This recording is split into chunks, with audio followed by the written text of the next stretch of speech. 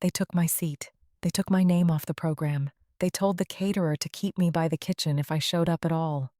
Embarrassing. That was her word. Said through 2 inches of oak. On the happiest day of her life. 6 soldiers stood behind her in white gloves, waiting for a ceremony she thought was about her photographs. It was not. 40 minutes later, every one of them turned. Not toward the bride, toward the back row, toward me. But first, the door. Madison Cole shut the vestry door in my face 40 minutes before her own wedding. She told me, through that door, there was no seat left for embarrassing old women. I heard the bolt slide home. I stood there in my navy dress, shoes polished the night before, a wrapped gift in my hands. I did not knock again. I turned around. I walked back down the gravel path, past a photographer setting up a light stand, and I let her think she'd won. My name is Dorothy Jean Vance. I'm 73 years old. I have been underestimated by better people than Madison Cole. But let me take you back 3 weeks first, to the night this whole thing started. My grandson Nathaniel asked me to dinner, to meet Madison's parents. He's 28, a corporal in the Army Reserve, the only grandchild I have left since his mother, my daughter, moved to Arizona and mostly stopped calling. Nathaniel has his grandfather's jaw. He has my stubborn streak too, though he hides it better. When he asked me to come, I ironed a blouse I hadn't worn since Easter. I drove myself the whole 40 minutes. I still drive myself everywhere. Nathaniel practically grew up in my kitchen. His mother worked long shifts at the hospital in Roanoke through most of his childhood, and it fell to me, most afternoons after school, to feed him, quiz him on his spelling words, and listen to him talk endlessly about whatever military history book he'd checked out of the library that week. He decided he wanted to enlist the summer he turned 17, and I remember sitting on my porch with him the night he told me, not trying to talk him out of it, only asking him to tell me why, really why, and listening carefully to his answer the way I've learned to listen carefully to anything that matters. He said he wanted to be the kind of man his grandfather was. I told him that was a fine reason, and a heavy one, and that I hoped he understood both halves of that sentence before he signed anything. He understood, as it turned out, better than most young men his age. He called me from basic training more than he called his own mother. And I wrote him letters every week, the old-fashioned kind, because I know from 41 years of marriage to a soldier that a letter in your own grandmother's handwriting means something a text message never quite manages. The restaurant was called Bellamy's, dark wood, candles stuck in old wine bottles, the kind of place where the fish doesn't have a price next to it. Madison sat at the head of the table like she'd been born knowing which fork to use first. 26 years old, blonde, pretty in the practiced way. Her father, Randall Cole, ran a construction company 2 counties over, and he talked about it through the whole appetizer course. Load-bearing this, change order that, like a speech he'd already given 6 times that week. I sat near the end, next to Nathaniel. For 20 minutes, nobody asked me a single question. That was fine. I've sat through longer silences. I ate my salad.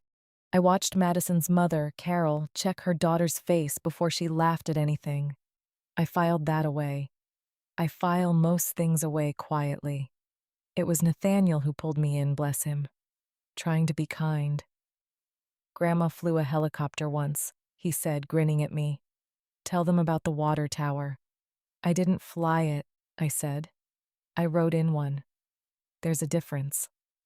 "She ran the county water treatment plant," Nathaniel said. 11 years. Fixed the church boiler herself last winter, 2 days before Christmas Eve service. Madison set her wine glass down with a small, precise click. "That's sweet," she said, in the voice you'd use for a child's drawing. "My grandmother tells stories, too. mostly about bingo. A ripple of polite laughter went around the table. Randall chuckled into his scotch. Carol smiled at her plate. I didn't say anything. Silence does more work than an argument most of the time. Nathaniel's ears went red, the way they used to on the school bus when he was 8. He opened his mouth to defend me. I put my hand flat on the table once. That has always meant let it go. I read somewhere, Madison went on, warming up now that she had an audience, that a lot of older folks, no offense, just kind of embellish things. It's not lying exactly, more like a nursing home newsletter thing. Everybody was a hero once nobody's left to check.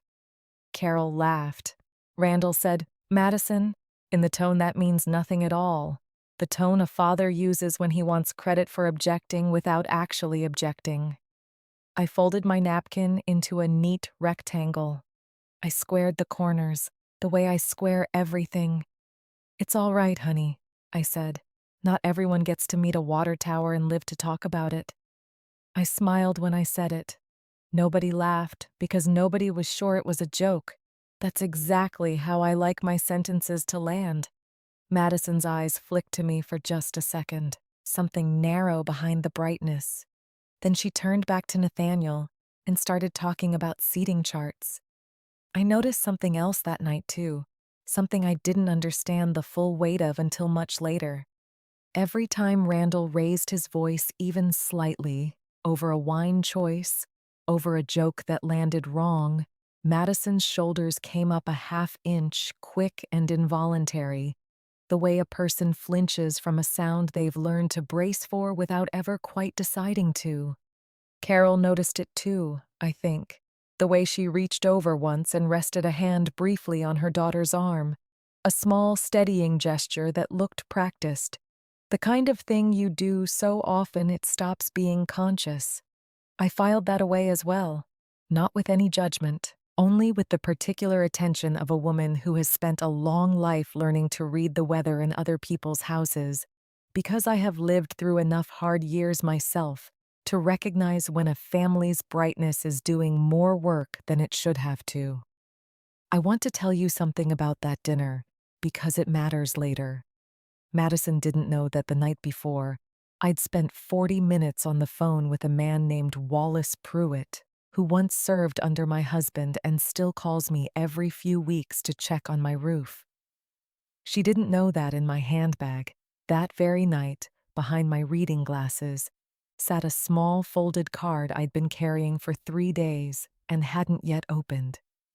She didn't know that earlier that same week, sitting on my own porch as the evening went gold over the ridge, I'd answered my phone and said only, "Yes, sir, I'll be there," before hanging up and sitting very still for a long time, looking at nothing. She would find out. Everyone finds out eventually. But that dinner wasn't the night for it. I was married 41 years to a man named Everett Vance, a colonel in the United States Army. I buried him 6 years ago on a cold Tuesday in March, with more flags folded at that funeral than I could count. I didn't raise my voice at that dinner. I never once raised it, not through anything that came after. Everett used to say I had a gift for stillness, that I could sit in a room and let people talk themselves into looking foolish without lifting a finger. I don't raise my voice. I raise my chin. That's the whole trick, if you want to call it a trick. Larkspur Hollow is a small town outside Roanoke, Virginia, the kind you pass through on the way to somewhere bigger. Mill Race Road runs along the creek past the old grist mill. Our house sits at the end of it, the one Everett and I bought in 1979 for $11,000, back when the paint was already peeling and the porch sagged on one side. I still live there alone. I keep a garden that grows more tomatoes than one woman can eat. I change my own oil. In 6 years of widowhood, I have not once called a man to fix something I could fix myself. I met Everett Vance in 1968 at a church supper 2 towns over, when he was a lieutenant fresh out of officer training and I was 20 years old and working the register at my father's hardware store. He asked me to dance twice that night, and I said no both times, because my mother had raised me to be careful about soldiers passing through. He came back the following Saturday anyway, in his good uniform, and bought $40 of nails and screws he clearly didn't need, just for an excuse to stand at my register a little longer. We married 8 months later, in a small ceremony in my father's own backyard, and within the year, he shipped out for the first time, leaving me 21 years old and pregnant with our first child in a rented house 2 blocks from where I'd grown up. I did not know that first deployment, how many more there would be or how many years, added together, I would spend not knowing exactly where my husband was or whether he was safe. I only knew that I had married a man who believed all the way down that some things mattered more than his own comfort, and that I had decided, standing in my father's backyard in a borrowed dress, that I could live with a man like that, even on the hard nights. Those years taught me things nobody warns a young bride about: how to fix a leaking pipe with a rag and a prayer until the plumber could come the following week, how to explain to a 6-year-old why his father missed another birthday, how to sit up all night by a phone that might or might not ring, and go to work the next morning anyway, because the water plant didn't run itself and neither did a household. I did not resent any of it, not really, not even in the hardest years, because Everett came home from every one of those deployments a slightly different man, quieter each time, and I understood, without him ever fully explaining it, that quiet was the price of what he carried. The wedding was set for the third Saturday in June. Larkspur Hollow Community Church, a squat stone building older than the town's oldest families. Reception after at the Ashcombe Orchard Barn, rented for $18,000, a figure Nathaniel mentioned with the particular wince of a young man watching someone else's money disappear. 3 weeks before that dinner, I drove to the church on a Tuesday because Pastor Whitfield called about a furnace making a sound like a dying animal. Rehearsal dinner was 2 days off. I brought my own tools. I climbed into that cellar in my work boots, found the pressure valve stuck at a reading that would have cracked the boiler by Thursday, and had it running clean again in under an hour. Pastor Whitfield thanked me with a jar of his wife's peach preserves. Nobody else ever knew. That's how I do things. Not for thanks. A job left undone bothers me more than an insult ever could. That cellar smelled the way old church cellars always do: dust and hymnal paper and something faintly metallic underneath. I remember kneeling on the concrete floor, flashlight between my teeth, turning that stuck valve a 1/4 inch at a time, thinking about nothing at all except the pressure gauge and the particular satisfaction of a machine finally behaving the way it was built to. Pastor Whitfield hovered near the top of the stairs the whole time, apologizing for not being handy himself, and I told him, the way I've told a dozen men over the years, that some of us just happened to grow up in houses where nobody could afford to call a repairman. And it stuck. Nathaniel called 2 nights after Bellamy's, apologizing in that low, careful voice he uses when he's ashamed of someone he loves. "Madison didn't mean it like it sounded," he said. "She's stressed. Her dad's business has had a rough year, I think, and this wedding's become this whole thing for them, proving something to people. I'm sorry, Grandma. You don't need to apologize for another grown woman's manners," I told him. "I've been called worse by better people." "Still," he said, "I want you there. Front row. I already told the coordinator." "Then I'll be there," I said. I meant it exactly that simply. I had no idea, that night, how many times that promise would be broken before the day itself, or how little it would matter once the color guard turned. I hung up the phone that night and sat for a while in my kitchen, looking at a photograph on the wall of Everett in his dress uniform, taken the year before he retired. his face younger and less careful than the man I remembered from his last years. I asked him, the way I sometimes do, out loud, in an empty house, what he would have made of Madison Cole. I didn't get an answer, of course. I never do. But I found, sitting there, that I already suspected what he would have said. Something about young people carrying their fear like a shield, mistaking it for a personality until something finally teaches them to set it down. Everett had a gift for seeing past a person's worst behavior to whatever was actually driving it. I have always tried, with less success, to do the same. The card stayed in my handbag. I didn't tell Nathaniel about it. I told no one but Wallace, and he already knew, because he was the one who mailed it to me. Keep this close, Dot, his note said, in that blocky handwriting of his. You'll want it soon. I'd known Wallace since before Everett first shipped out, back when we were young enough to believe none of this would ever catch up with us. I trust him the way you trust very few people in a long life, completely, without needing the reasons first. A month before the wedding, there was an engagement party held at the Coles' own house, a big brick colonial on the good side of town, with a circular driveway and a fountain that didn't work half the time. Nathaniel drove me over himself that Saturday afternoon, chatting the whole way about seating and cake flavors and whether his dress uniform still fit right in the shoulders. The house sat at the end of a cul-de-sac lined with newer homes, the kind built to look older than they are, with columns out front that didn't hold anything up. I noticed, pulling into the driveway, a landscaping crew's truck parked off to the side, half loaded with equipment, and a man in a work vest arguing quietly with another man near the garage. Something about an invoice that hadn't been paid. Nathaniel didn't seem to notice.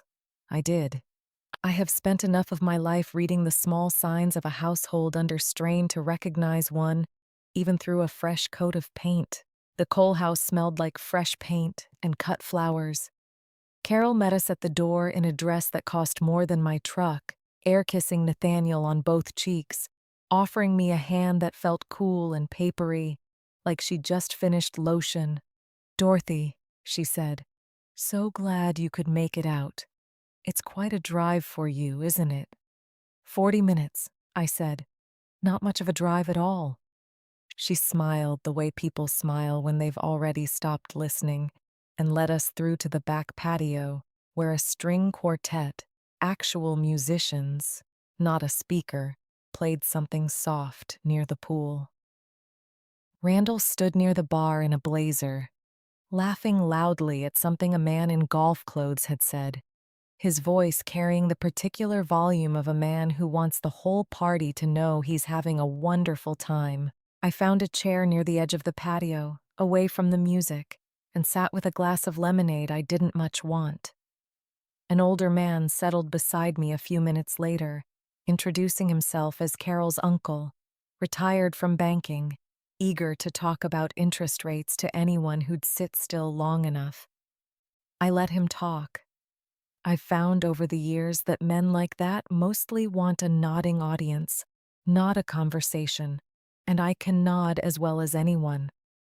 Madison found me there an hour later, trailing two friends from what she called her sorority days, both holding champagne, both looking at me the way you'd look at a piece of furniture that had wandered into the wrong room. "This is Nathaniel's grandmother," Madison said, by way of introduction, not bothering with my name. "She used to work at the water plant." "Oh, that's so sweet," one of the friends said, in the particular tone people use for anything they've already decided is small. "Did you like it there?" "I liked knowing the whole town could drink clean water because of the work I did," I said. Most days that felt like enough. The friend laughed, not unkindly, but not quite kindly either, the laugh of someone who hadn't expected an actual answer. Madison's eyes flicked toward me with that same narrow, assessing look I'd seen at Bellamy's, and she steered her friends away toward the bar without another word. I didn't mind it, not really. I've spent my whole life being the woman other people talk past at parties like that one. The woman assumed to be someone's harmless old relative with nothing much to add. What I minded, later that evening, was smaller and sharper. Randall stood up near the pool to give a toast, champagne in hand, and somewhere in the middle of it, warming to his own voice the way he always did, he said, "And of course, we're thrilled Madison's marrying into such a distinguished family. Nathaniel's grandfather was a colonel, I hear. Very impressive. Shame he's not here to see it." He raised his glass toward Nathaniel, entirely missing, or not caring, that I was sitting 15 feet away, close enough to hear every word. The one person at that party who had actually known the man he was toasting. Nathaniel's eyes found mine across the patio, apologetic, helpless. I gave him the smallest shake of my head. Let it go. I have absorbed worse slights than a careless toast from a man who'd never met my husband. Standing at a party paid for, I'd learn much later, on money the family didn't actually have. Wallace called me that night, after Nathaniel had dropped me home, and I told him about the toast, not bitterly, just as something that had happened. "That family doesn't know who they're dealing with," he said. "Not yet." "They don't need to know," I said. "I'm not asking anyone to know." "I understand that, Dot," Wallace said. "I've understood it for 6 years, but some of us are getting a little tired of watching you carry it alone." I didn't have an answer for that, not right away. I sat on my porch a long while after we hung up, the crickets loud in the dark, turning his words over the way I turn over most things before I decide what to do with them. I thought about the 2 workmen I'd seen arguing near the Coles garage, the invoice one of them kept jabbing a finger at, and I thought about Randall's loud, easy laugh at his own party, the laugh of a man performing confidence rather than feeling it. I did not yet know the shape of whatever trouble sat underneath that big brick house with its non-working fountain, but I had lived long enough to recognize the particular sound a family makes when it is trying very hard to convince the world, and possibly itself, that everything is fine. I did not go looking for Randall Cole's secrets that night, any more than I went looking for anything else that found me that month.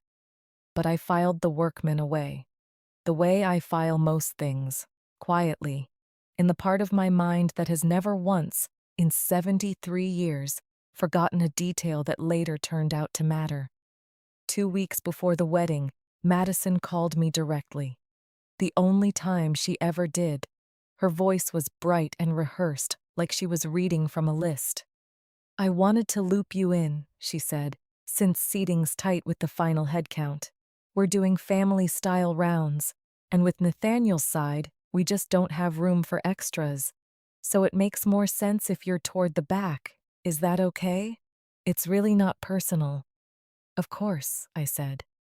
"Whatever's easiest." It was not, in fact, easiest. It was a decision, made carefully by a young woman counting chairs, deciding mine didn't need to be visible in the photographs. I understood that the second she said extras. I've raised 2 children and buried a husband and run a water plant through 2 flood seasons. I hear the sentence underneath the sentence now, whether I want to or not. I didn't tell Nathaniel. I didn't want to be the grandmother who complicated his wedding. I hung up, went out to the garden, and pulled weeds for an hour in the evening light, until my hands stopped wanting to shake. A week after that phone call, I drove back into town to pick up the dress I'd ordered for the wedding, a plain navy thing I'd chosen because it wouldn't compete with the bride and wouldn't embarrass my grandson either. I'd tried on 3 dresses before settling on that one, standing in front of a fitting room mirror, turning slowly, thinking not about how I looked so much as how I wanted to feel, standing in a room full of people who'd already decided what to make of me. Plain, steady, not asking anyone's permission to exist in that space. The alterations shop sat 2 doors down from Loretta's office, and I stopped in on my way out, mostly to say hello, though I suspect some part of me wanted to hear out loud that what I'd seen in that folder was real and not some trick of an old woman's hopeful imagination. Loretta was busy with a line of customers renewing tags, so we only had a minute. "Any word from that records office?" she asked quietly, glancing past me to be sure no one was listening. "Nothing yet," I said. "Wallace says it takes time." "Everything worth having takes time," Loretta said, and squeezed my hand once before the next customer stepped up to the counter. It wasn't much, but it steadied me for the drive home, the way small kindnesses from old friends always have. That same week, Nathaniel called to ask if I'd help him with something. Sheepish about it, the way he gets when he needs a favor he's embarrassed to need. His dress uniform, pulled from storage for the wedding, had a torn seam at the shoulder, and the tailor in town wanted 3 weeks and $80 to fix what I could see. The moment he brought it over was a 15-minute job with the right needle and a steady hand. "Sit," I told him, and he sat at my kitchen table while I worked. The uniform spread across my lap, my grandmother's old sewing kit open beside me, the same tin box with the faded rose pattern that had followed me through 3 houses and 45 years of marriage. He watched me thread the needle without my glasses, watched me set each stitch small and even, and after a while he said, "Quiet, you're better at this than the actual tailor would have been." "I raised 2 children on a sergeant's pay for the first 10 years of my marriage," I said. "You learn to fix what you can't afford to replace." I didn't say it bitterly. It was simply true, the way most of the things I say are simply true. And Nathaniel went quiet for a moment, watching my hands move. "Madison thinks you don't like her," he said eventually, not quite meeting my eyes. "I don't dislike her," I said. "I think she's frightened of something, and she's decided I'm safer to be unkind to than whatever's actually frightening her." He didn't ask what I meant by that. I don't think he was ready to hear it yet, and I wasn't ready to tell him, not before I understood the shape of Randall Cole's trouble myself.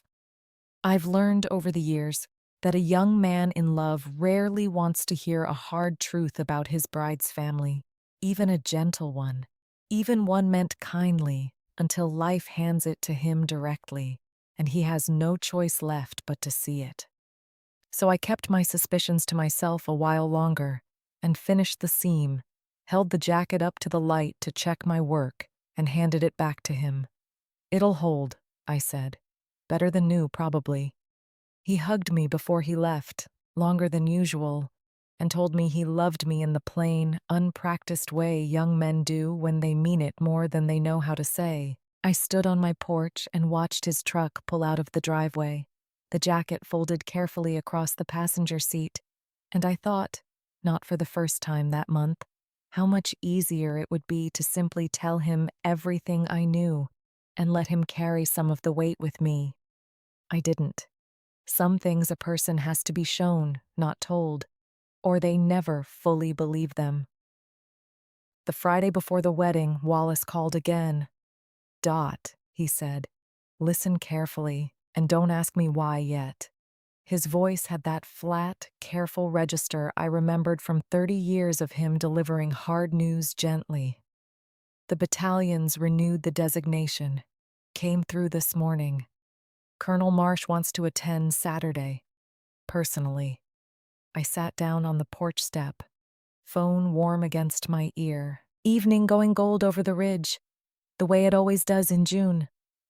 "Yes, sir, I'll be there," I said, and hung up and sat very still for a long while, turning something over that I wasn't ready to name, not even to myself. Wallace never tells me everything at once. It used to frustrate Everett. It used to frustrate me too. Over the years, I've come to understand it as its own kind of mercy. Some things you carry easier if you don't know their full weight before you have to. Here's what I did know. sitting on that step. Everett wrote me a letter before his final deployment home, sealed it, gave it to Wallace with instructions to hold it for the day she needs it. I'd known about that letter 6 years and never once asked to see it because I didn't want to need it. I knew it sat in a cedar box in Wallace's den, waiting. I knew the card in my handbag carried a designation I didn't fully understand. Something ceremonial the battalion had renewed quietly every year since Everett died, without ever spelling it out to me. And I knew, without anyone confirming it, that all three of those things, the letter, the card, and whatever Colonel Marsh wanted to say to me personally, were converging on the same Saturday Madison Cole had already decided I didn't deserve a seat for. I didn't go looking for any of it. There's a difference between a woman who schemes for her moment and a woman who simply keeps living her life while other people's plans crash into hers. I was the second kind. I ironed my navy dress. I polished my good shoes. I wrapped a set of my grandmother's silver serving spoons, ones that had outlived 3 wars and 2 floods, in paper I'd saved from another wedding 20 years back. I don't waste good paper any more than I waste good silver. On the morning of the third Saturday in June, I drove myself to the church. 40 minutes down roads I could drive blind. Arrived a full hour early, the way I always do. Walked up the gravel path toward the vestry door to drop off the gift and check on that boiler. That's where Madison found me. That's the door she shut in my face. She was already half in her dress, half-pinned hair, 2 bridesmaids behind her holding curling irons like weapons. When she saw me standing there with a wrapped box of spoons, something crossed her face I recognized instantly. I've seen it my whole life, on people who mistake kindness for weakness and stillness for absence. "You can't be back here," she said. "This is the bride's room." "I only wanted to drop off the gift," I said, "and check on the furnace. The furnace is fine. It's June." She stepped fully into the doorway, blocking it with one shoulder, the way you'd block a stray dog. "Look, I don't want this to be a whole thing today. Can you just wait outside until the usher seats people? There's no seat left up front for embarrassing old women, and I cannot deal with a scene right now." The word landed exactly the way she meant it to. Embarrassing. Not rude, not confused. Said flat, the way you'd describe a stain on a tablecloth. I did not raise my voice. I never have. Not once in 73 years. Found that it changed a single outcome for the better. I looked at her a moment. Half-pinned hair, trembling hand on the curling iron, a tightness at the corner of her mouth I recognized as fear dressed up as irritation. "All right, honey," I said, and turned and walked back down the path. Behind the church, past the little cemetery where 3 generations of Larkspur Hollow families lie under leaning stones, 6 young soldiers stood at ease near a black car, dress uniforms crisp in the June heat, white gloves already on. Waiting for a flag ceremony arranged weeks earlier, part of the tribute to Nathaniel's enlistment. A formal moment the coordinator had built into the schedule because it would photograph well. Madison approved that part herself. She had no idea, standing in that doorway with her hand on the frame, that the detail commander in charge of those 6 young people had gotten a phone call from a full colonel less than an hour before, and had been told one thing, quietly, that changed the whole shape of the ceremony she thought she controlled. I walked to my truck, set the wrapped spoons on the passenger seat, sat behind the wheel a moment, the way I do when something needs to settle before I decide what to do with it. The June morning was already warm, the parking lot smelling faintly of cut grass and somebody's cigarette from the day before. And for a moment, I simply watched the church through my windshield, its old stone walls patient and indifferent to whatever was happening inside them. Then I reached into my handbag, past my glasses, and touched the folded card I'd carried for 3 days, the one I still hadn't opened. I didn't open it yet. I put the truck in gear, drove around to the overflow lot in full sun, and walked back in through a side door I've known for 40 years of Sunday mornings, straight past the ushers. I took a folding chair in the very back row near the kitchen, exactly where the coordinator told the caterer to keep me. I sat down, smoothed my dress, waited, the way I've waited my whole life for other people's certainty to run out. The organ started a few minutes later. I watched Nathaniel come down the side aisle in his dress uniform, straight backed the way his grandfather used to stand. Something in my chest went tight and proud and sad all at once. The particular ache of watching a boy you raised become a man you no longer get to protect from anything. Madison came down the aisle on her father's arm, radiant, exactly as rehearsed. Not once did she look toward the back row. I didn't expect her to. I folded my hands in my lap and watched my grandson's face when he saw her, the way his whole posture softened. For a moment, I forgot the door, forgot the word embarrassing, forgot everything except the plain fact that I loved that boy more than my own pride. The ceremony was short and ordinary. Vows exchanged, a psalm read, a ring slid onto a trembling finger. I've sat through 4 weddings in my life, counting my own, and they all sound the same from the back row. Which is to say, they sound like hope, whatever else is waiting on the other side of the reception doors. Pastor Whitfield spoke for a few minutes about love and patience. The same general sentiments I imagine he's offered at every wedding he's performed in that stone church for the last 30 years. And I found my mind wandering, the way it sometimes does in church, back to my own wedding day in my father's backyard, the borrowed dress, the folding chairs we'd rented from the Grange Hall. Everett so nervous he'd forgotten half his vows and had to be prompted twice by the minister. We had nothing that day. No string lights, no caterer, no $18,000 barn. Just 2 young people and a handful of folding chairs, and a conviction, entirely unearned at the time, that we would somehow manage to build a life worth having. I looked at Nathaniel and Madison up at the altar, so young, so certain, and I hoped, plainly, that whatever they were building would prove sturdier than it looked from the back row. During the recessional, as the newly married pair started back up the aisle to applause, I noticed Wallace standing near the vestibule in a suit I'd never seen him wear, watching me instead of the bride and groom, his face doing something careful and unreadable. He caught my eye and gave the smallest nod, the kind that means not yet, but soon. I nodded back, smoothed my dress, and filed out with everyone else toward the reception, 3 miles down the road, where a barn full of string lights and rented chairs was waiting. I didn't know yet the exact shape of what was coming, only that something was going to happen that would change how every person in that room looked at me for the rest of their lives. I did not want revenge. I've buried a husband. I've raised 2 children mostly alone through deployments that stretched into years. I've run a water treatment plant through 200-year floods. Somewhere in all of that, I lost whatever appetite I might have once had for getting even. What I wanted, driving those 3 miles behind cars with white ribbons on their mirrors, past mailboxes I'd known my whole life, was smaller than that. Harder to explain. I wanted, for one afternoon, to not be invisible in my own family. That's all.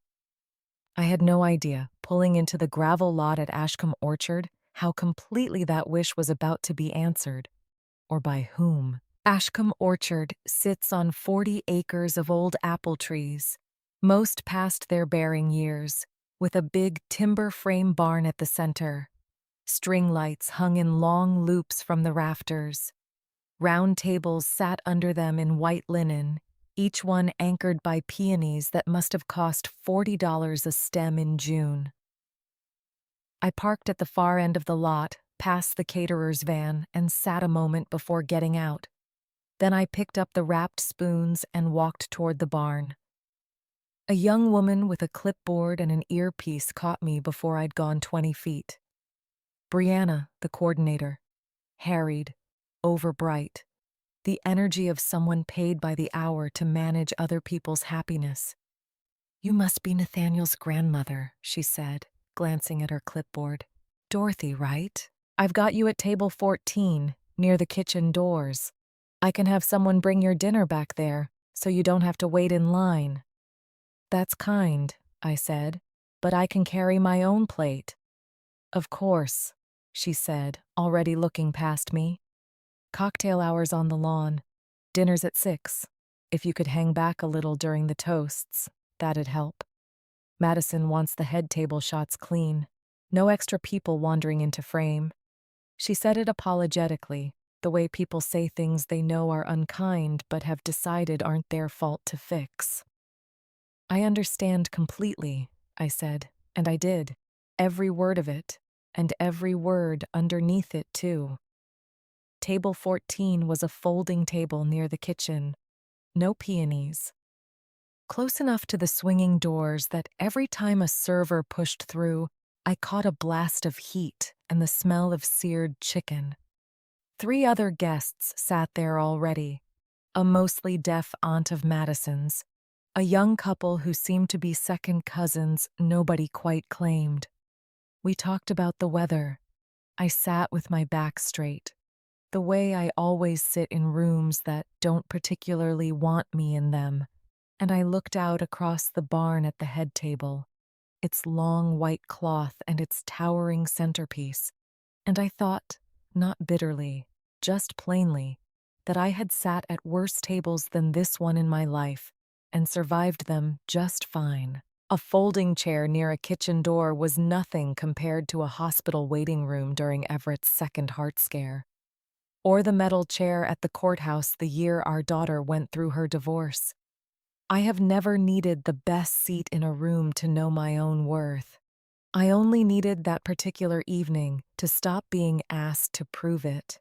Let me tell you about a Tuesday, 10 days before the wedding. It matters to how the rest of this went. I'd driven into town that morning, for groceries, or so I told myself. Really, because something Wallace said on the phone had been sitting in my chest like a stone I couldn't swallow or spit out. I stopped at the county clerk's office on Main Street, a building I've walked into 200 times, maybe more, for marriage licenses and property records, and once for a divorce filing that never went through, because Everett came home from Germany and we worked it out on the kitchen floor, laughing and crying at the same time. Loretta Sims has worked that counter as long as I can remember. We're friendly the way small-town women are friendly, which is to say, we know each other's business without ever quite discussing it. "Dorothy Vance," she said, looking up from a stack of deed filings. "Don't tell me you're getting remarried." "Nothing that exciting," I said. "I need to see something Everett filed. A long time ago, a disposition form for a commendation." Loretta's eyebrows went up. She didn't ask why. She disappeared into the back for what felt like 20 minutes. When she came out, she carried a thin manila folder, edges soft with age, and set it on the counter like it might bite. "This has been sealed since 1998, she said. "Everett filed it himself. Told me not to open it unless someone came asking about a designation renewal. I'd honestly forgotten it existed until you said the word commendation just now." She opened it, scanned the top page, went very still. "Dorothy," she said slowly, "did you know your name is on this?" "I did not," I said. That was true. I knew there was a letter. I knew there was a card. I didn't know, until that Tuesday morning, that my own late husband had filed a legal document decades earlier naming me, specifically, as the recipient of something the Army still considered open. Loretta read the line twice. moved her lips slightly the second time, the way you do when you want to be sure you're not misreading something. She looked up at me with an expression I hadn't seen on her face in 40 years of knowing her. "I'm not going to pretend I understand all of this," she said, "but I think you should sit down." I didn't sit down. I stood at that counter and let her explain what she could, which wasn't everything, because half the language on that form was written in the particular bureaucratic Latin of the military, and neither of us had the training to translate all of it. But I understood enough. This wasn't just a keepsake or a widow's pension. Whatever it was, it had sat quietly in a sealed county file for over 2 decades, waiting for exactly this kind of moment. Everett had known, even then, that someday someone would come looking. Loretta pulled her reading glasses down her nose and read one paragraph aloud, slowly, the way you read something you don't fully trust yourself to read correctly the first time. It named a unit designation I didn't recognize, a date in October of 1971, and a phrase, surviving spouse, disposition pending, that she had to read twice before either of us understood it meant me. "Dorothy," she said again, quieter this time. "Why would he file something like this and never tell you?" I thought about that question the whole drive home, and I'm still not entirely sure I have the full answer, even now. Part of it, I believe, was simply Everett's nature. A man who filed important papers the way other men change the oil in a car, quietly, on schedule, without making an occasion of it. But part of it, I've come to think since, was more deliberate than that.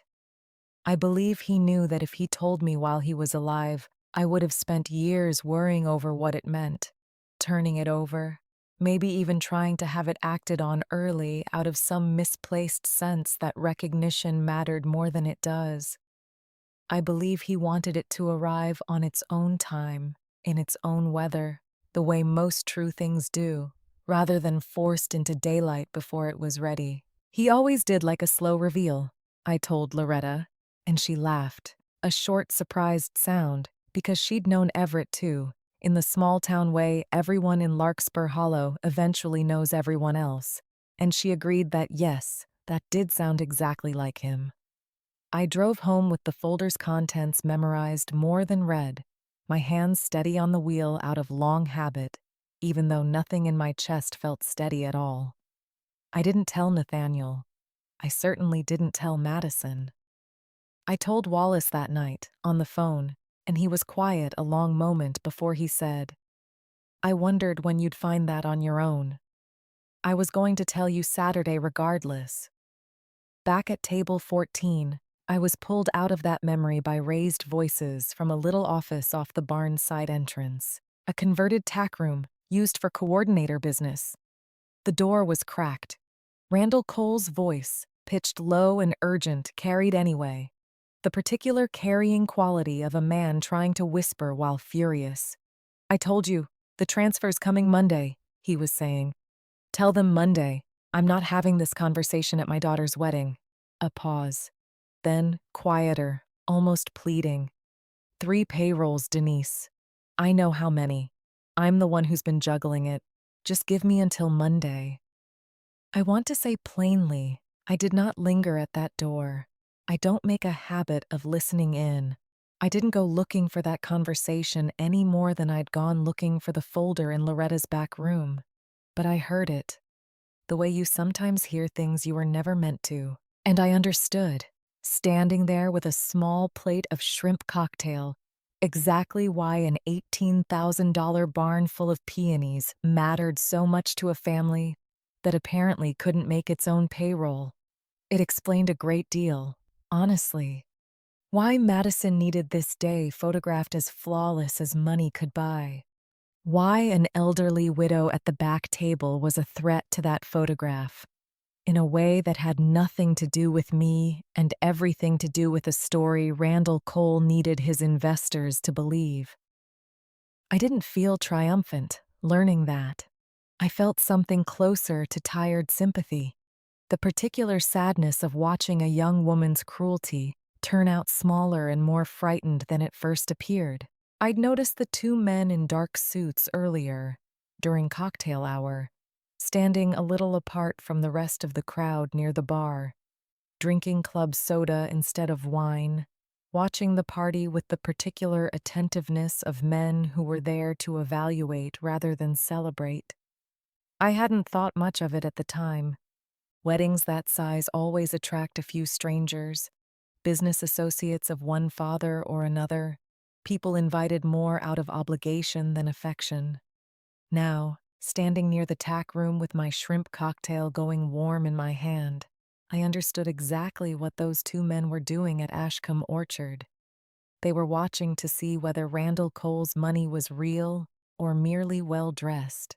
And they had no idea, not yet, that the woman quietly gathering intelligence 3 feet from their conversation had absolutely nothing to do with construction financing and everything to do with a 53-year-old file that was about to make their evening far more complicated than they'd planned for.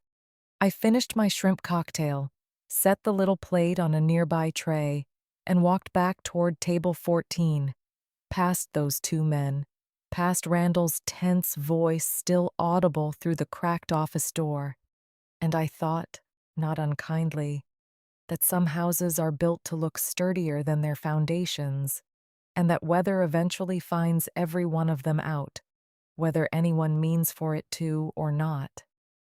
I went back to table 14 and ate my shrimp cocktail in silence. When the toasts began an hour later, I watched from the back, exactly as instructed, while Nathaniel's best man told a story about a fishing trip, and Madison's maid of honor cried real tears that seemed, at least, genuine. It was somewhere in the middle of that toast that Wallace appeared at my elbow, moving quietly, the way he always has. A habit 30 years in the army never trains out of a man. Dot, he said low. Walk with me a minute. I excused myself. The deaf aunt didn't notice. The second cousins were too busy with their phones. I followed Wallace out a side door into the orchard, where the old trees stood in crooked rows against the early evening light.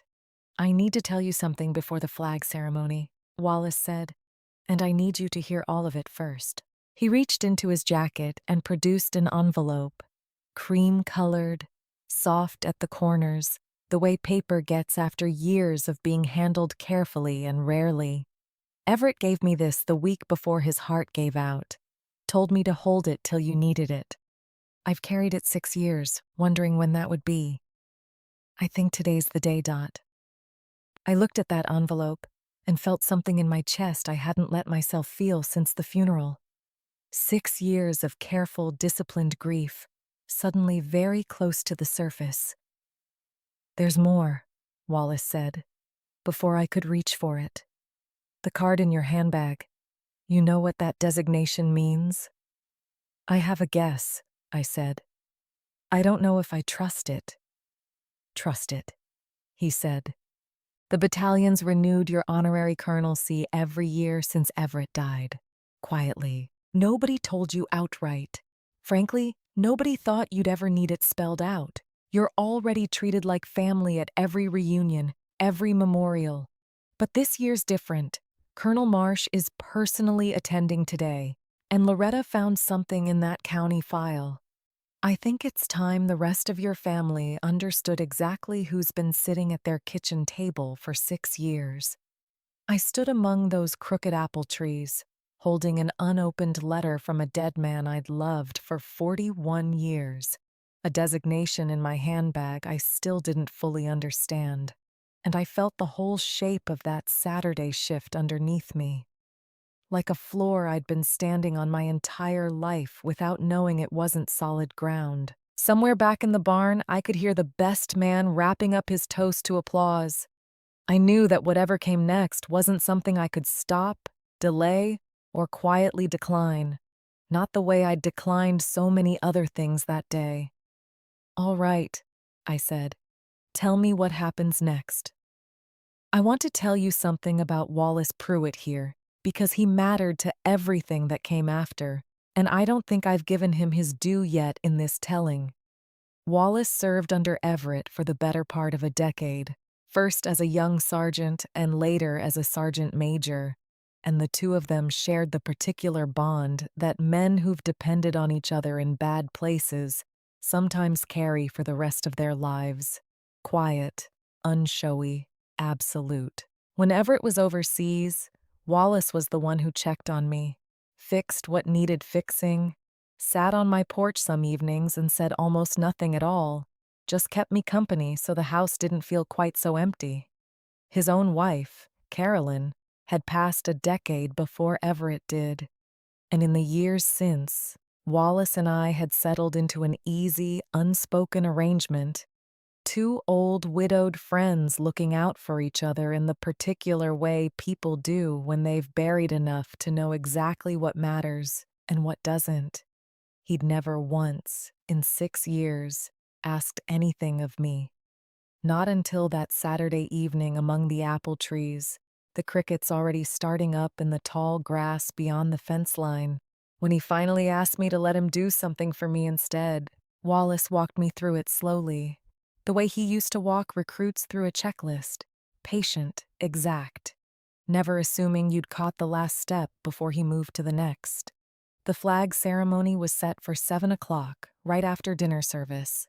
15 minutes, built into the timeline months ago as a tribute to Nathaniel's enlistment. Madison had specifically requested it, thinking it would look striking against the string lights. "Colonel Marsh is already here," Wallace said.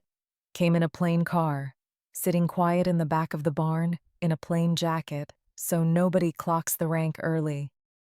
His daughter's running the color guard detail, 6 soldiers, all from Nathaniel's own battalion.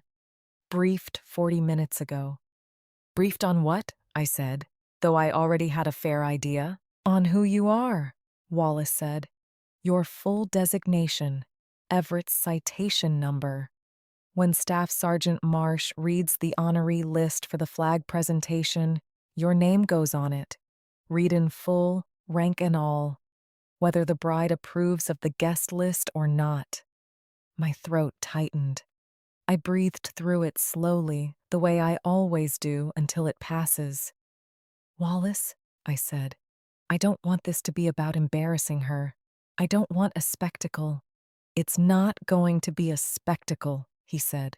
"It's going to be 6 soldiers doing exactly what soldiers do once they're told the truth about who's in the room. That's not revenge, Dot. That's protocol." We stood a moment longer among the trees, the light going long and amber. Wallace held out the envelope again.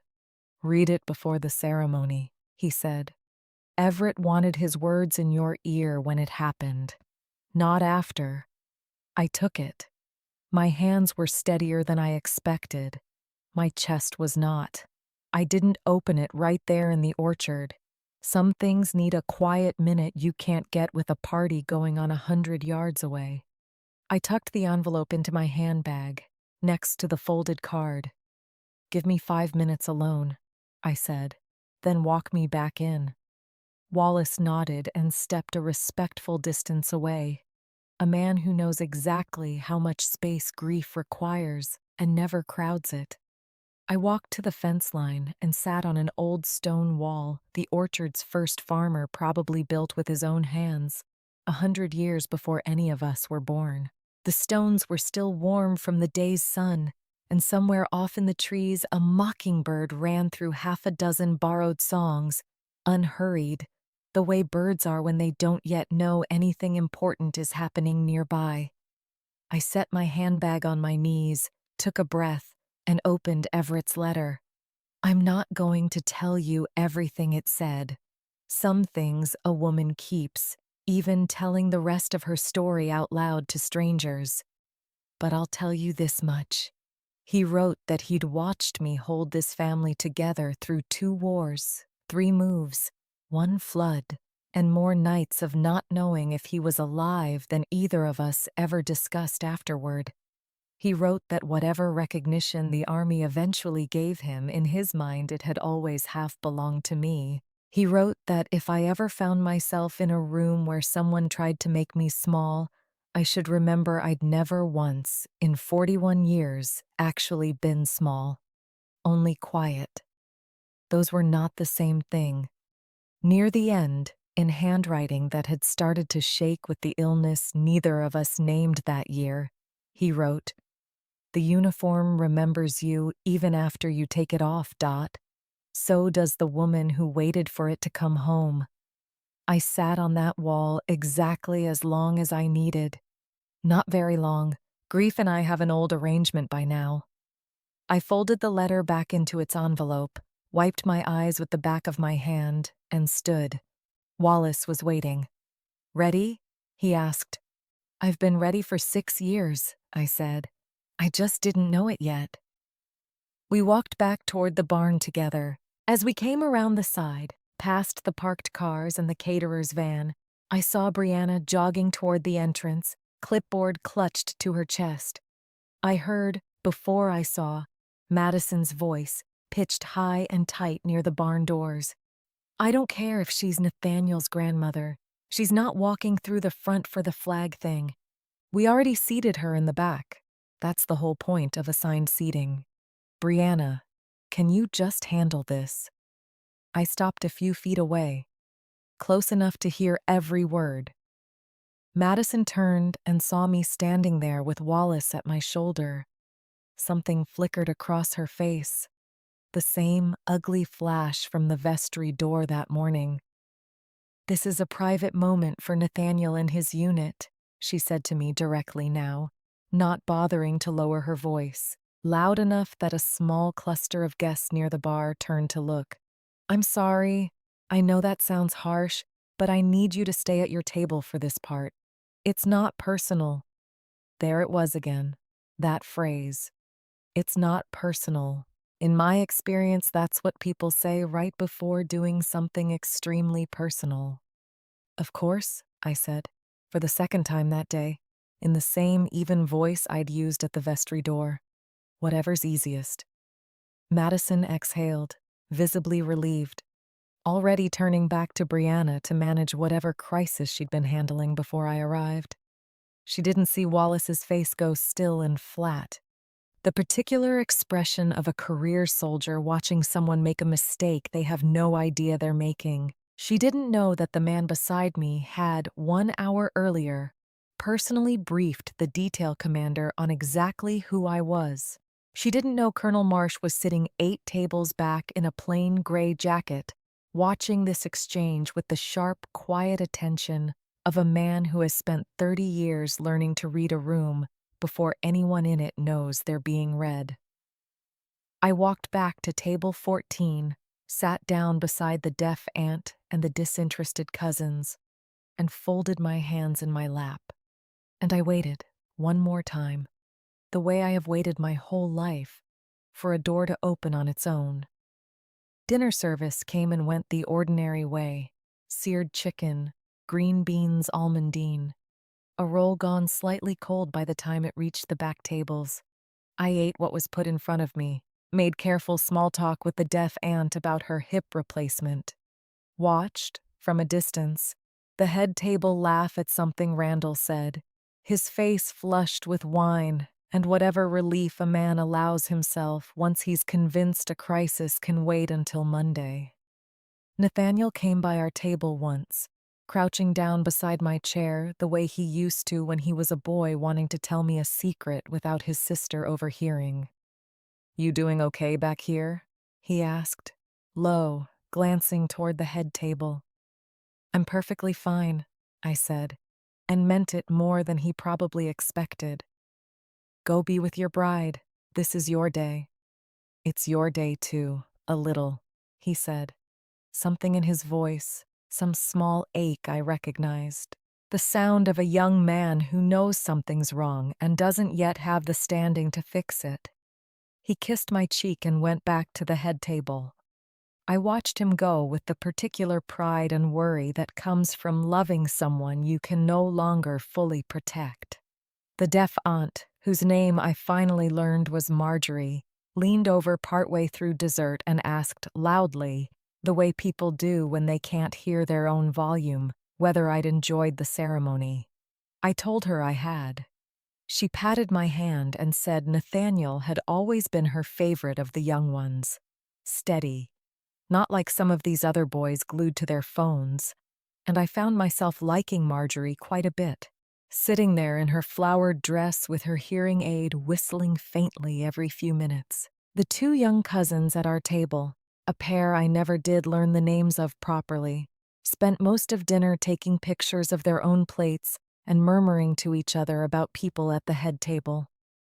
At one point, the young man glanced my way and asked, not unkindly, just carelessly, whether I was somebody's grandmother or like catering staff or something.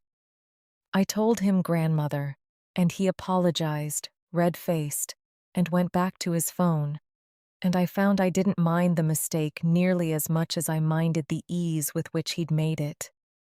It is a particular kind of invisibility.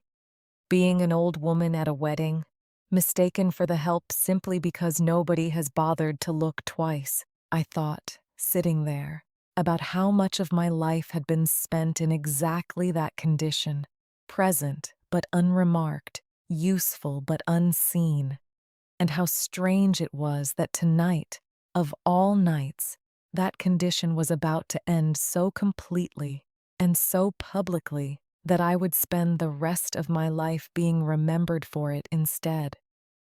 Within the hour, the color guard began assembling near the barn's side entrance. 6 young soldiers forming a loose line under the direction of a woman I hadn't seen up close yet, Staff Sergeant Elena Marsh. Sharp-eyed, economical in her movements, the kind of soldier who never wastes a gesture. She spoke quietly to each member of the detail in turn, and though I couldn't hear the words, I saw the shift in their posture as she spoke. A subtle straightening, the look of people receiving information that mattered. Across the barn, in a folding chair near the dance floor, sat a man in a plain gray jacket I hadn't noticed before.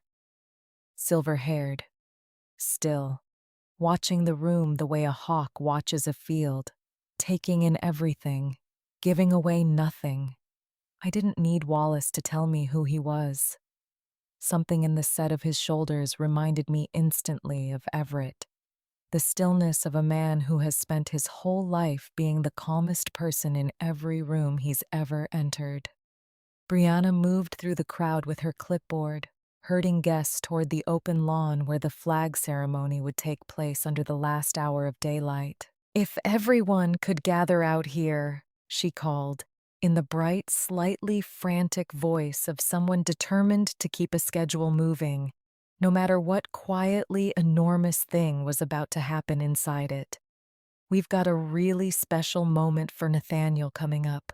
I rose from table 14, smoothed my dress one final time, made my way with the rest of the guests toward the lawn, Wallace falling into step beside me without a word.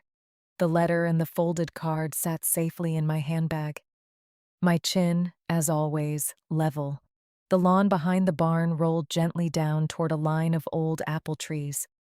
Guests arranged themselves in a loose semicircle facing a small raised platform, where Nathaniel now stood at attention beside a folded flag on a narrow table. Madison at his side in her white dress, her hand tucked into his arm, her smile bright and camera-ready. She'd positioned herself exactly where the setting sun would catch her hair. Randall stood near the front with Carol, beaming the particular beam of a man who believes, for one more evening, that everything is under control.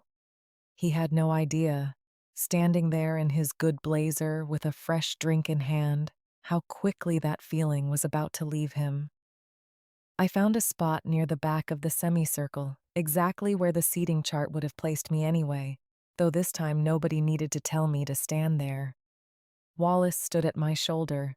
The man in the gray jacket had moved to the platform's edge, close enough to observe, far enough to remain unremarkable to anyone who didn't already know his name.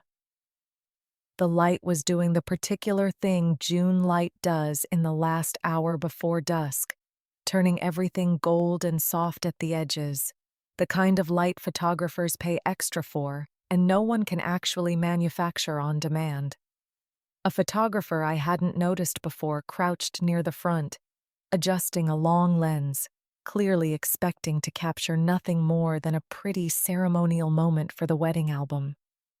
I doubted, watching him check his settings, that he had any idea what was about to move through his viewfinder. Somewhere behind me, I heard the mostly deaf Aunt Marjorie whisper loudly to her neighbor that she hoped this part wouldn't take too long. Her feet were tired, and I found myself smiling despite everything, because there is something steadying about an old woman worrying over her feet in the middle of a moment nobody else in that crowd yet understood was historic. I felt Wallace's hand, briefly, at my elbow, not holding me up, just letting me know he was there. I have leaned on that particular kind of steadiness more times in my life than I can count, and I have never once taken it for granted. Staff Sergeant Marsh called her 6 soldiers to attention with a single clipped word. They snapped into position around the folded flag with the crisp, practiced precision of people who've done this many times in circumstances far graver than a wedding lawn. The crowd went quiet, the particular reverent hush that settles over even a distracted gathering when a flag ceremony begins. "Ladies and gentlemen," Staff Sergeant Marsh said, her voice carrying easily across the lawn without needing to be raised, "we're gathered this evening to honor the enlistment and continued service of Corporal Nathaniel Vance, and to recognize, as is customary, the family whose service and sacrifice made that possible." I felt Wallace go very still beside me. I felt my own pulse pick up, slow and steady, the way it used to before something important. A feeling I hadn't had in exactly this way since I stood at Everett's graveside and watched them fold his flag into the tight triangle they hand to the next of kin. The evening air had gone still too, the way it sometimes does right before a storm decides which direction it's going to break.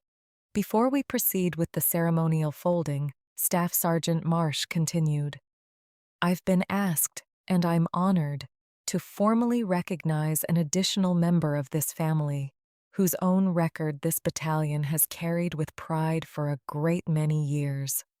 Madison's smile didn't waver. At that moment, she still had no idea this sentence had anything to do with her wedding at all.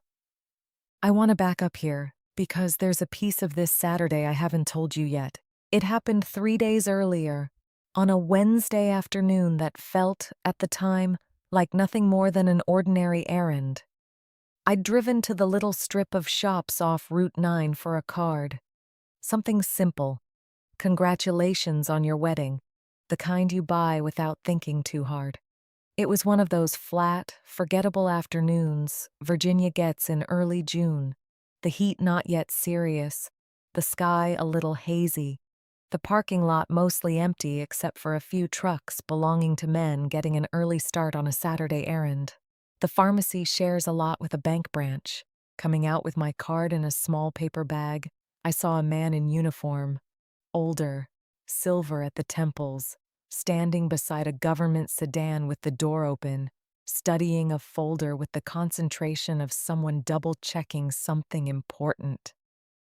He looked up as I passed, and something changed in his face. A flicker of recognition that made no sense to me at the time. I had never in my life seen this man before. "Mrs. Vance?" he said. "Dorothy Vance?" I stopped, surprised. "Yes," I said. "Have we met?" "No, ma'am," he said.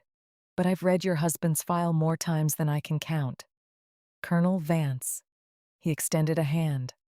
I shook it, still confused. "Lieutenant Colonel Aaron Best. I work in a records office you've probably never heard of. I've spent 2 years trying to close out an old commendation file that's been open since 1971, because the paperwork named a beneficiary who was never formally notified. I remember the particular flat, harsh light in that parking lot off the pharmacy's white brick wall. and the strange sensation of ground shifting under a conversation I wasn't prepared for. Notified of what? I said. Lieutenant Colonel Best glanced at his folder, then back at me, weighing something. I probably shouldn't get into specifics standing in a parking lot, ma'am, but I can tell you your husband's unit, back in 1971, completed a search and rescue action classified for decades, for reasons that have since expired. The commendation names you specifically as the surviving beneficiary of a designation most families never see acted upon, because most families never come looking. Sergeant Major Pruitt reached out to my office a few months back, said you might be ready. I understand there's a family event this weekend. There's a wedding? I said. My grandson's. Then I imagine you'll be hearing more very soon, he said, with the careful, formal courtesy of a man who's delivered exactly as much as he's authorized to, and not one word more. Before he turned to go, he added one more thing, almost as an afterthought, though I don't believe men like that say anything as a true afterthought. For what it's worth, ma'am, I've read a great many of these files over the years. Most of them are administrative, paperwork that got lost or delayed or tangled up in some reorganization 40 years back. Yours isn't administrative. Yours is a man who knew exactly what he was doing and chose his moment with more care than most people choose anything in their whole lives. He was like that, I said, about most things. It was an honor to shake your hand, Mrs. Vance. He got into his sedan and drove off. I stood in that parking lot a long moment, a $2 card in a paper bag, trying to understand what had just happened to my Wednesday afternoon. I did my grocery shopping anyway, because a woman still has to eat regardless of what strange conversations find her in a pharmacy parking lot. And I remember standing in the cereal aisle afterward, staring at a shelf of oatmeal I had no memory of needing, my mind entirely elsewhere. An older man I vaguely recognized from church asked if I was all right, and I told him I was just tired, which wasn't a lie exactly, though it wasn't the whole truth either. I told Wallace that night. He was quiet on the phone a moment before he said, "That's Aaron's doing. He's been chasing that file since before I retired." I didn't want to say anything until it was certain, Dot. Didn't want to get your hopes up around something that might have taken another 2 years to clear a desk in Virginia. What exactly is it? I asked plainly. I ask about anything I intend to understand fully before I accept it. It's recognition, Wallace said. Overdue by about 50 years. And I think, if you'll let it, it's going to happen Saturday, in front of the very people who've spent the last month deciding you don't matter. I didn't sleep well that Wednesday night. Not from fear. From the particular restlessness of a woman turning 50 years of quiet acceptance over in her hands, trying to decide what shape it would take once it arrived. I'd built a whole life around not needing anyone to confirm my own worth. I'd raised children, run a treatment plant, buried a husband, weathered 100 small dismissals just like Madison's, without once requiring the Army or anyone else to hand me a piece of paper saying it had mattered. And now, apparently, someone intended to hand me that paper anyway, whether I'd asked for it or not. I thought about declining it. I'll admit that to you plainly. Some part of me, lying awake that Wednesday, considered calling Wallace back and telling him to let the old file stay closed, to let Saturday be nothing but Nathaniel's wedding and nothing else. I've never needed an audience for my own dignity, but another part of me, the part that sat through that dinner at Bellamy's and heard a 26-year-old call my life a nursing home newsletter, thought of Nathaniel's face, thought of Everett's letter waiting in a cedar box, and decided some doors, once life opens them, aren't meant to be closed again out of modesty. There was a rehearsal dinner that Thursday night, held at a barbecue restaurant on the edge of town Randall had picked, because he liked the sound of his own voice announcing it as casual, unpretentious, real people food. Though the private room he'd rented cost more than most families spend on the wedding itself, I sat near the middle of the long table this time. Not the far end. A small mercy I suspected came from Nathaniel quietly rearranging place cards before I arrived.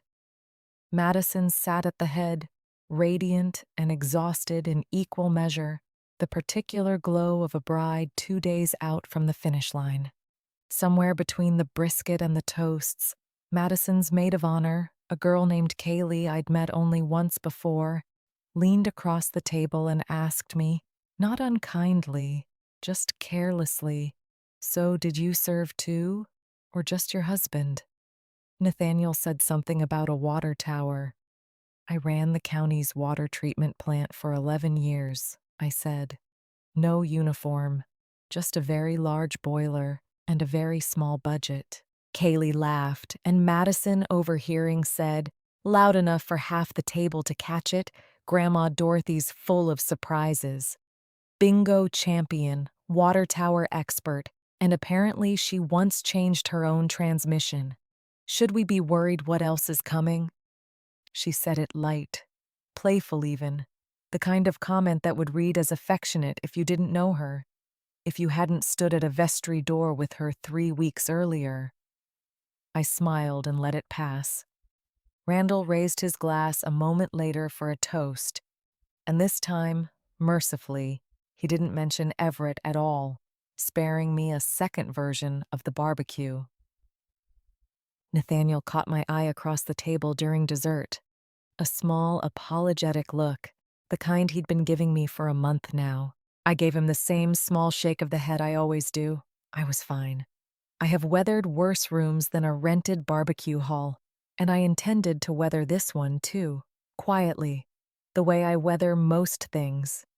Driving home that night, alone, windows down, I found myself thinking less about Madison's comment and more about the shape of the next 2 days.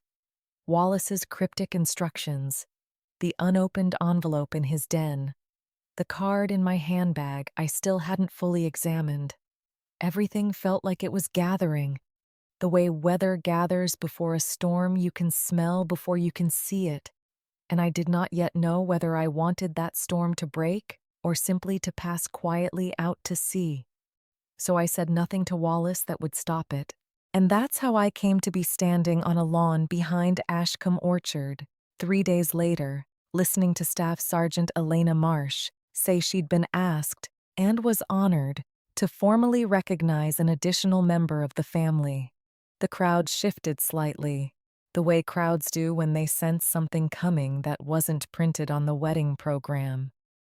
Madison glanced toward Nathaniel, a small question in her eyes.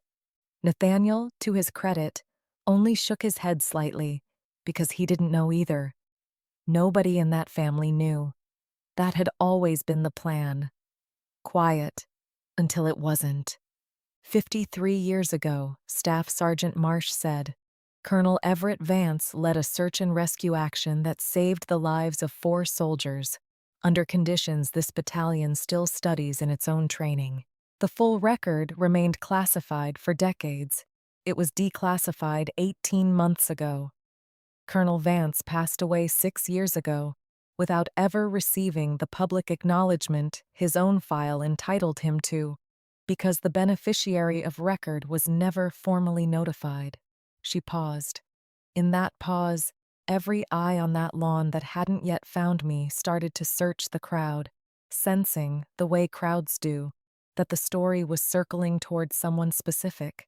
That beneficiary, Staff Sergeant Marsh said, is his widow, Honorary Colonel Dorothy Jean Vance of this battalion, seated with us today. I did not move. I've spent a lifetime learning not to move at the exact moment other people expect you to fall apart. I wasn't about to abandon 73 years of practice on a stranger's lawn. But I felt every head turn toward me at once, a physical sensation, like standing in a sudden change of wind. Madison's face went through several things in quick succession. Confusion first, then something like disbelief, then a color rising in her cheeks that had nothing to do with the June evening warmth. I watched her turn to her father. I watched Randall's easy, wine-flushed smile falter, then vanish, replaced by the blankness of a man doing rapid arithmetic he doesn't like the answer to. Colonel, Staff Sergeant Marsh continued, if I may, on behalf of the battalion, and with the authorization of Colonel James Marsh, who's present with us this evening. She glanced toward the man in the gray jacket, who had, without my noticing exactly when, straightened into something unmistakably different. The bearing of a man who'd been quietly folding himself smaller all evening and had just decided he no longer needed to. We'd like to formally present, 53 years late, the citation your husband earned and the recognition you have carried without complaint since the day you married him. The 6 soldiers broke their stillness in one clean, synchronized motion. They did not march toward me. They didn't need to. They simply turned, as one body, boots pivoting on the grass in perfect unison, until every one of them faced the back of the crowd, faced me directly, and raised their hands in a slow, formal salute. The lawn went silent in a way I've only heard a handful of times in my life. The particular silence of a whole group of people realizing, all at once, that they've misunderstood something important. Somewhere near the front, I heard Carol's sharp intake of breath. I heard, very faintly, the deaf aunt from table 14 ask her neighbor what was happening, and the neighbor shush her gently. I did not cry. It would make for a tidier story if I had. My hands were steady. My knees were steady. Everything in me had gone very quiet. The particular quiet that comes right before something you've waited a long time for finally arrives. I stood very straight, the way Everett taught me to stand at 100 ceremonies over 41 years, and I returned the gesture the only way I knew how. A small, level nod. Chin up. Exactly the way I'd raised it my whole life instead of raising my voice. Colonel Marsh crossed the lawn to stand beside his daughter, addressing the crowd directly now, his voice carrying the unhurried authority of a man who has never once needed to raise it to be heard. I want to be plain about something, he said, since I understand there was some confusion earlier today about where Mrs. Vance ought to be seated. A ripple went through the crowd, uncomfortable laughter that died quickly when nobody was sure it was permitted. Colonel Everett Vance is one of the most decorated officers this battalion has ever produced, and his widow has held an honorary commission with us for the past 6 years, renewed annually, at the unanimous request of every commanding officer who has served since. She did not ask for this recognition. She has, in fact, spent 5 decades declining to ask for very much of anything. We're here tonight because it was past time somebody else did the asking on her behalf. He turned to look directly at me. Something in his weathered face softened. Mrs. Vance, he said, on behalf of a grateful battalion, and 53 years late, thank you for your husband's service, and for your own. I can't fully put into words what that moment felt like. Not even now, with 6 years of practice saying hard things out loud. I felt the particular vertigo of being seen fully, all at once, after decades of being seen only partially. A wife here, a mother there, an old woman at the back table near the kitchen doors. I felt Everett's absence more sharply in that moment than at his own funeral, because he was the one person who would have understood exactly what it cost me not to weep. Wallace stepped forward, the cream-colored envelope in his hand. There's one more thing, Colonel, if the family will permit it. Something Everett wanted read today. Nobody objected. Nobody, at that moment, dared. Wallace opened the envelope with the careful, unhurried motion of a man who's waited 6 years to perform this exact task. His hands, I noticed, were not quite as steady as his voice. He read Everett's letter aloud to the whole lawn, his voice steady until the final lines, when even 30 years of military discipline couldn't entirely keep it from thinning. He read the part about the 2 wars and the 3 moves and the flood. He read the part about quiet not meaning small. When he reached the last line, the one about the uniform remembering you even after you take it off, and the woman who waited for it to come home, I heard, from near the front of the crowd, a sound I hadn't expected. Madison Cole, crying. Not the practiced tears of a bride performing emotion for a photographer. Something rougher, involuntary. The sound of a young woman confronting, all at once, the size of a mistake she'd made in a doorway that morning. Wallace folded the letter closed and handed it to me without a word. I held it against my chest, the way you hold something you intend to keep exactly as it is for the rest of your life. The silence that followed wasn't awkward. It was the particular hush of a crowd deciding together how to hold something they'd just witnessed. Nathaniel broke it first, crossing the lawn in 3 long strides, his face wet, his composure entirely gone. The composure of the young soldier who'd stood so straight coming down the church aisle that morning. "Grandma," he said, and seemed unable to find anything after that word large enough to carry what he meant. His dress uniform smelled like the June grass and the cologne he'd worn since he was 17. He put his arms around me instead. I held my grandson the way I'd held him as a boy with a skinned knee, quietly, without needing him to explain himself. Over his shoulder, I saw Madison approaching, hesitant, makeup streaked, her bridal composure in genuine ruins for the first time all day. She stopped a few feet away, twisting her hands together. For a long moment, she didn't say anything, which I've found is usually the moment right before someone says the truest thing they'll say all day. "I didn't know," she said finally. "I swear to you, I had no idea. If I had known, you would have seated me differently," I said. Not unkindly, but plainly. "I understand. But I want you to hear something from me directly. Not your father, not Nathaniel, me. It was never about the seat." She looked at me, confused, still crying. "It was about being spoken to like I was already gone," I said, like whatever I did with my life was small enough to joke about at dinner. That's what stung, not the chair by the kitchen. I've sat in worse chairs than that one, in worse rooms, waiting on worse news. What I couldn't sit through forever was being told over and over, in a dozen small ways, that none of it counted. Madison's face crumpled further. For a moment, I thought she might simply turn and walk away, the way frightened young people sometimes do when a truth arrives too large to hold standing up. Instead, she stayed, which surprised me, and said, in a small voice I suspect she rarely lets anyone hear, "I'm scared all the time. About the money. About my dad. I thought if the day looked perfect enough, nobody would ask questions." She wiped her face, smearing what was left of her makeup. "I took it out on you because you were the easiest person in the room to blame for not fitting the picture." I didn't tell her it was all right, because it wasn't, entirely, and I've never believed in lying to make a young person feel better faster than they deserve to.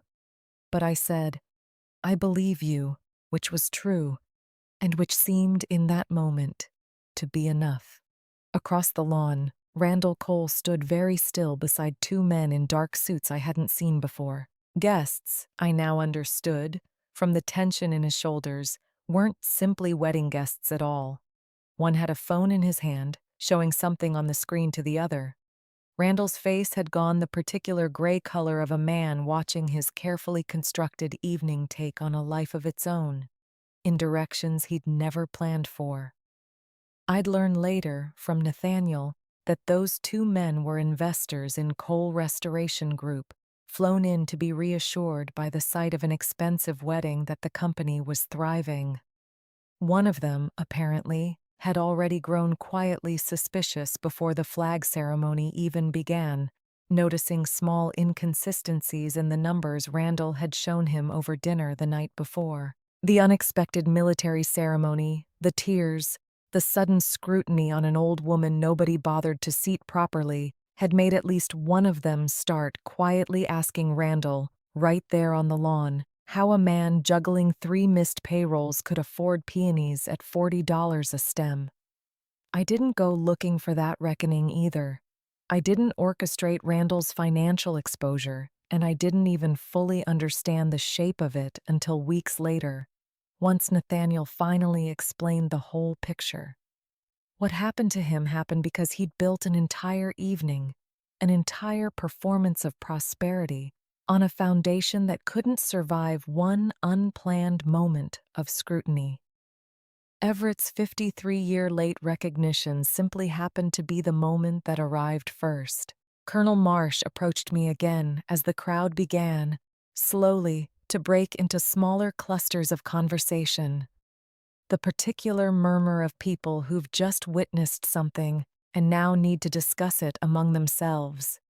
"Mrs. Vance," he said, "I hope this didn't overshadow your grandson's day. That was never the intention." "It didn't," I said, and I meant it. Past him, I could see Nathaniel standing with his arm around Madison, both of them still a little wrecked, both of them, for the first time all day, looking at each other like the wedding had actually started meaning something to them personally, rather than to everyone watching it. If anything, I think it gave them something they'll remember longer than the flowers. Colonel Marsh smiled, brief and economical, a man not given to excess in any direction. He glanced once toward his daughter, still standing at attention near the folded flag, and something like quiet pride passed between them before he turned back to me. "For what it's worth," he said, "I read your husband's file in full before I came out here today. 4 men are alive right now and have grandchildren of their own because of 11 minutes your husband spent in conditions I wouldn't wish on anyone. He never spoke of it, not even in his own after-action reports, beyond what was strictly required. That kind of silence is its own form of discipline. I imagine you understand that better than most." "I've had some practice with quiet," I said, and he laughed. A short, surprised sound that seemed to catch even him off guard, and told me it had been an honor, and excused himself to speak with his daughter about wrapping the details' formal duties. I want to tell you about the hour that followed. It mattered more to me, in the end, than the salute itself. The string lights came on properly as the sky went from amber to blue, and the band started up again, tentative at first, unsure whether the mood had room left in it for dancing. Nathaniel found me near the edge of the crowd and asked, formally, almost shyly, if his grandmother would do him the honor of the first dance, instead of the traditional mother-son song. Since his own mother hadn't made the trip from Arizona, I told him I hadn't danced properly in 6 years, not since Everett got too sick to hold me up during the slow ones. Nathaniel said that was fine. He'd hold me up instead, and he did, moving slow and careful across the barn floor while the band played something old enough that I actually recognized it. An old standard Everett and I used to play on the record player in our first kitchen, worn thin from too many spins. For those 3 minutes, I wasn't an honorary colonel or an embarrassing old woman or anyone's problem to manage. I was just a grandmother dancing with her grandson at his wedding, which is, when you strip away every complicated thing that happened that day, the only thing I actually wanted from the start. Madison found me afterward, once the band moved into something faster and the younger guests crowded the floor. She'd reapplied a little makeup, though her eyes were still red-rimmed, and her white dress had picked up a faint smudge of grass along the hem. evidence I suspected of kneeling down somewhere quiet to collect herself. She carried 2 glasses of lemonade, handing me one without asking if I wanted it. The small, unthinking gesture of someone trying clumsily to begin again. "Can I sit with you a minute?" she asked. I gestured to the chair beside me, one of the good ones now, cushioned, with a linen slipcover, not the folding chair by the kitchen doors, and she sat, smoothing her dress the same nervous way I'd smoothed mine outside the vestry that morning. "I called my dad's investor's hotel room an hour ago," she said quietly, staring at her lemonade rather than at me. "Told them I didn't care what happens to the company Monday. They need to leave him alone tonight and let him be my father instead of a guy on a spreadsheet for one evening. I don't know if it'll matter. I don't really understand the finances well enough to know if I just helped or made it worse." She looked up. "I've never done anything like that before. Stood up to him about anything." "It's a start," I said. "Most things worth doing begin exactly that awkwardly. Mine certainly did." She was quiet a moment, turning the glass in her hands, condensation dripping slowly down onto her fingers. "I looked up your husband's citation on my phone, in the bathroom," she said. "The declassified part, the parts that are public now. 11 minutes, 4 men. I read it 3 times and I still don't fully understand what he actually did out there technically, but I understood enough to feel sick about the word I used on you this morning." "Embarrassing," I said, not to wound her further, but because naming a thing plainly usually does more good than dancing around it. "Embarrassing," she repeated, and winced. "I'm sorry. I know that's small compared to everything else today, but I wanted to say it directly, not just imply it and hope you'd let me off the hook." "I accept it," I said, "not because it undoes the morning. It doesn't. But because I'd rather spend whatever years I have left building something with you than holding on to a closed door." Madison nodded slowly, still holding her lemonade, and for a moment, neither of us said anything more. The band played on behind us. Somewhere near the dance floor, Nathaniel laughed at something one of the groomsmen said. A bright, ordinary sound. The kind of laugh that belongs to a young man who has no idea yet how much his family has just changed shape around him. She nodded, wiped her eyes again, and for a while we simply sat together and watched the dancing, the string lights swaying gently overhead in the evening breeze. 2 women who'd started the day as adversaries, ending it, tentatively, as something closer to family. Which is, I've come to believe, usually how the truest kind of family gets built. Not through instant affection, through the slow, awkward work of choosing each other again after a hard day. The reception ran another 2 hours after that. Cake cut, bouquet thrown, guests drifted by table 14 all evening, asking carefully about Everett, about the 11 minutes. I told them what I could, not everything, and watched a family's understanding of one of its own quietly rearrange itself. Marjorie, the deaf aunt, patted my hand again on her way out, her hearing aid whistling faintly one last time, and told me, loudly, that she'd always known there was more to me than bingo. And I laughed properly for the first time all day, a real laugh, the kind that surprises you a little on its way out. The 2 young cousins who'd mistaken me for catering staff came by as well, awkward and apologetic, and I told them not to worry about it, that I'd been underestimated by better people than a couple of nervous 20-year-olds glued to their phones. Nathaniel found me once more before I left, still in his dress uniform, his tie loosened, his collar unbuttoned at the top, the way his grandfather's always ended up by the end of any long evening. His face lit up in a way I hadn't seen since he was a boy opening presents on Christmas morning. "I can't believe you never told me," he said. "Any of it." "There wasn't a good moment," I said.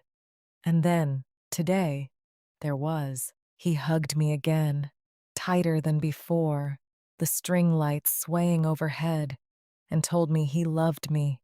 And I told him the same, and for a moment neither of us needed to say anything else at all. It was nearly 10 when Wallace walked me out to my truck. "You did good today, Dot," he said, opening my door the old-fashioned way. Everett would have been proud. He'd have told me I waited too long to let anyone see it, I said, and Wallace laughed, because he knew it was true. I drove home with the windows down, the radio off, the vestry door, and the word embarrassing didn't sting anymore. They'd simply become the part before the turn, the way every good story needs one. The following Monday, Randall's investors pulled their planned funding, not from anything I'd done, but because Saturday's scrutiny had made one of them finally read the company's books. Coal Restoration survived, barely restructured, chastened in a way no lecture from his daughter could manage alone. I didn't celebrate it. I've never taken pleasure in another person's collapse. Madison's different since Saturday, Nathaniel told me that call. She wants to come see Grandpa Everett's medals properly. Tell her Sunday, I said. I'll make a pie. She came that Sunday, and most Sundays after, sitting at my kitchen table while I showed her the real medals, the real letters, the ordinary texture of a marriage that never made it onto any file. It wasn't instant. Some weeks she canceled. Some old habits crept back. I didn't scold her for it. People rarely change because you demand it. They change because someone stays steady long enough for them to choose differently on their own. The formal courthouse ceremony came that October, small and quiet, exactly as I'd asked, on a Tuesday morning with a chill in the air that hadn't been there the week before. Leaves were just starting to turn on the ridge above Millrace Road, and the courthouse steps were dusted with the first fallen ones by the time we arrived. Wallace had arranged for a handful of Everett's old unit members to attend, men in their 70s and 80s now, some in wheelchairs, all of them insisting on standing for at least part of the reading, because, as one of them put it, gruffly, some things you stand for regardless of what your knees think about it. Lieutenant Colonel Best read Everett's full citation aloud, and I understood more completely than in 41 years of marriage how much of himself Everett had chosen not to bring home each night, so our children could grow up in an ordinary house. Nathaniel stood on one side of me in his dress uniform. Madison stood on the other, in a plain gray dress, holding my hand through the parts that made my voice catch. Afterward, over weak courthouse coffee poured into paper cups, I met a young Veterans Affairs volunteer named Priya Anand, who told me her own grandmother's service had gone undocumented until it was too late to ask the right questions. Ask the old woman at your next family gathering what she actually did, I told her. You'd be surprised how many of us are just waiting to be asked properly. She called me twice that winter about families needing exactly that kind of conversation, and both times I made the drive and sat at somebody's kitchen table until the family understood something about its own history it hadn't an hour before. A debt like mine, once paid, makes you want to go find the next one. Wallace's heart slowed some that winter, the way hearts eventually do. Nothing urgent, he said. Just enough that he started coming for Sunday dinner instead of just checking in by phone, sitting in the chair that quietly became his, telling Nathaniel stories about his grandfather as a stubborn young lieutenant. My kitchen table, for the first time since the funeral, felt properly full again. In May, almost a year to the day after the wedding, with the apple trees at Ashcombe Orchard already thick with new blossoms again, the county unveiled a small courthouse exhibit honoring Everett's story, and mine alongside it. A dozen local schoolchildren came on a field trip that same week, and I spoke to them briefly about a woman who spent 50 years being underestimated, and a man who carried 11 minutes of quiet heroism so lightly that even his own wife didn't understand its weight until he was gone. One girl asked if I'd ever been scared. I told her the truth, that I had many times, and that being scared and being brave had turned out, in my experience, to be the exact same thing wearing two different names. Randall came to the unveiling too, humbler now than I'd ever once seen him, his business smaller and more honestly run. I used to think looking successful was the same as being successful, he told me. Took a wedding falling apart in front of 200 people to teach me otherwise. Madison found me at the display case afterward, looped her arm through mine, and said she still thought about the door sometimes, how close she'd come to never knowing any of it. I don't give up on people easily, I told her. It's not a virtue, mostly stubbornness, but it served me well enough over the years that I've stopped trying to correct it. That November, on a Tuesday just before Thanksgiving, Madison and Nathaniel had a son, 7 pounds, 2 ounces. They named him Thomas Everett Vance, and Madison handed him to me carefully in a quiet hospital room, his whole small weight settling into the crook of my arm, the way weight always does, once you've held enough of it, into exactly the place it belongs. I said his whole name out loud, slowly, the way you say something you intend to keep saying, for as long as you're given breath to say it. That evening at home, I sat on my porch step a long while, the November cold coming on, my coat pulled tight, the streetlights just beginning to flicker on down Millrace Road, the whole town settling in for the night the way it always does this time of year. I thought about the vestry door, the folding chair by the kitchen, the 6 soldiers turning as one on a lawn full of string lights. None of it felt like the point anymore. The point was smaller than any single beat.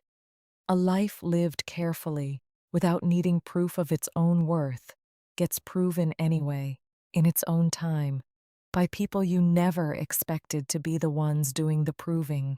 Wallace called that same evening, his voice tired but steady, slower than it used to be, though still unmistakably his own, still carrying that same old patience I'd relied on for the better part of 50 years. I told him about Thomas Everett, 7 pounds 2 ounces, already sleeping through his first night in the world. He was quiet a moment on the line, and then he said the thing he always says when something has finally, properly, come full circle, the same steady tone he's used with me for 50 years. Good, he said. That name deserved somewhere to land. I sat with that a while after we hung up, the cold settling in properly now, my breath showing faintly under the porch light, the crickets long gone quiet for the season, and I thought about all the chairs I'd occupied that year without complaint.